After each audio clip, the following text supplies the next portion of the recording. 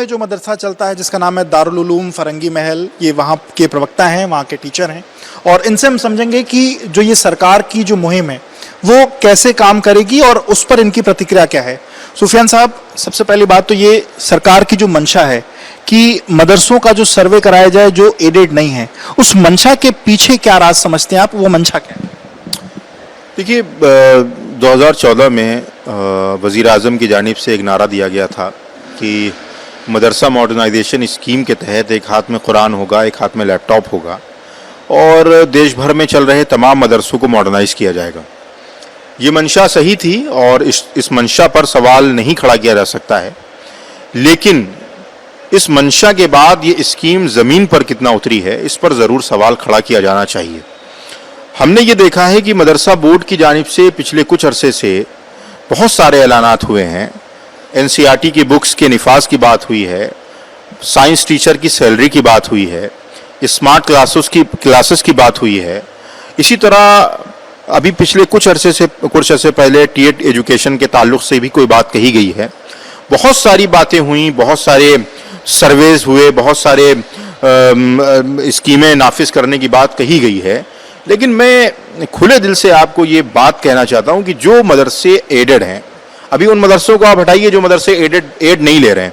जो मदरसे एडेड हैं, जो वक्फ बोर्ड उत्तर प्रदेश मदरसा बोर्ड के अधीन हैं, उनसे गवर्न हो रहे हैं, उनके इख्तियारात हैं उनके ऊपर, उन मदरसों का अगर आप सही ईमानदारी से सर्वे कर लीजिए तो यकीनी तौर पर आप ये पाएंगे कि कहने में और करने में बड़ा फ़र्क है। मतलब 14 से बात कही जा रही है, एक हाथ में दीन हो, एक हाथ में बाकी दुनियावी तालीम हो, क्या वो नहीं हो रहा है? पूरा नहीं है, ये ज़मीन पर नहीं है। हम तो मदरसे के जो संचालक हैं, जो मदरसे के मुंतज़मीन हैं, वो ये चाहते हैं कि मदरसा मॉडर्नाइज हो, मदरसों का बेसिक इंफ्रास्ट्रक्चर चेंज हो, मदरसों की बुनियादी ज़रूरियात पर तवज्जो दी जाए, मदरसों में पानी, साफ़ सुथरा माहौल दिया जाए, मदरसों के अंदर स्टूडेंट्स और टीचर्स को अच्छा माहौल दिया जाए, मदरसों में जो साइंस टीचर हैं उनकी तनख्वाहें दी जाएं। लेकिन आप किसी भी उस्ताद से पूछ लीजिए, साइंस टीचरों की तनख्वाहों का बड़ा मसला अभी इस वक्त है, और हमने कई बात ये गुजारिश भी की है, शायद हमारी बात सरकारों तक नहीं पहुंच पा रही है, लेकिन मैं गुजारिश करता हूं आपके माध्यम से भी कम सर्वे आप कीजिए, इस पर किसी को एतराज़ नहीं है। लेकिन ये मदरसे जो अवामी चंदे से चल रहे हैं, जिनका बोर्ड के हाथ में बोर्ड में कोई इख्तियार नहीं है, बोर्ड इनको चला भी नहीं रहा है, और वो मदरसे समाज के उन दबे कुचले बच्चों को तालीम याफ्ता बनाने की कोशिश कर रहे हैं, जो एजुकेशन नहीं हासिल कर रहे हैं, उनको दीन की बुनियादी तालीम दी जा रही है, उनके भी सर्वे करा लें, हमें कोई एतराज़ नहीं। लेकिन सर्वे के साथ साथ ये चीज़ें ज़मीन पर उतरनी चाहिए।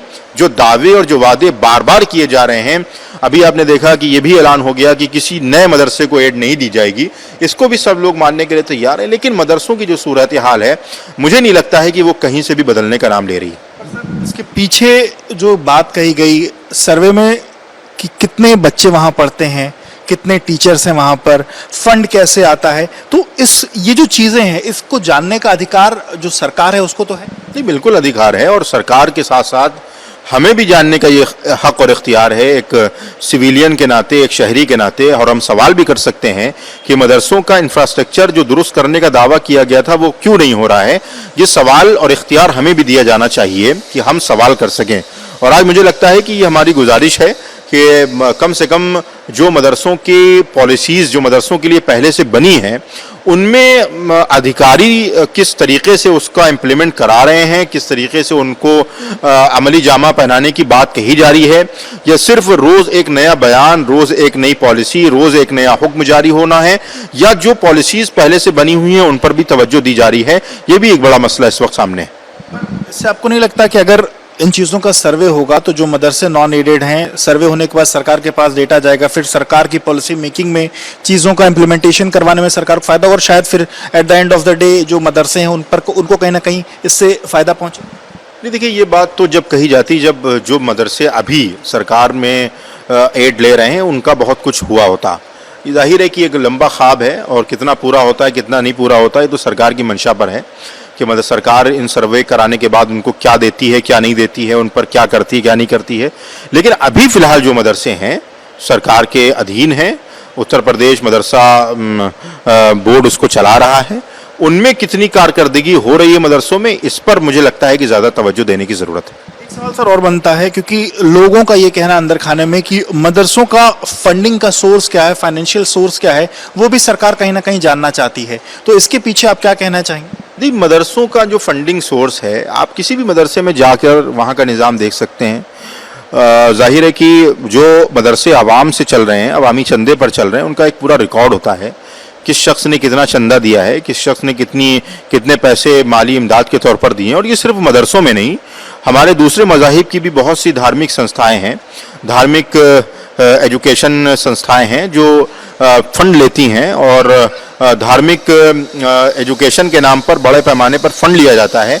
तो ये सिर्फ मदरसों के साथ भी ख़ास नहीं होना चाहिए। तमाम धार्मिक संस्थाएं जो धार्मिक तालीम दे रही हैं, उनका फंड कहाँ से आता है, उनका फंड कहाँ से नहीं आता है, उन तमाम चीज़ों को भी इसमें शामिल करना चाहिए। तब मुझे लगता है ज़्यादा बेहतर होगा। एक सवाल सर और बनता है सर, क्योंकि ये देखा गया जो बहुत ही बॉर्डर एरियाज के जो जगहें हैं वहाँ पर ये देखा जा रहा है कि लगातार मदरसों की संख्या में इजाफा हो रहा है, मदरसे उधर लगातार बढ़ रहे हैं। और ये कहीं ना कहीं एक इंटेलिजेंस के बहुत से ऐसी रिपोर्ट्स कहती हैं कि वहाँ पर कुछ ऐसी चीज़ें होती हैं जो नहीं होनी चाहिए, देश विरोधी गतिविधियाँ। क्या आप इस बात से कहीं ना कहीं कुछ वाकिफ रखते हैं? नहीं, अभी तक मेरे इल्म में तो कोई ऐसी इंटेलिजेंस की एक रिपोर्ट मंजर-ए-आम पर नहीं आई है कि जिसमें ये बात कही गई हो कि कुछ इलाकों में मदरसे चल रहे हैं जो इसमें ये काम हो रहा है। अगर आपके जहन में आई होगी तो मुझे लगता है कि मुझे भी वो खबर आप दीजिए।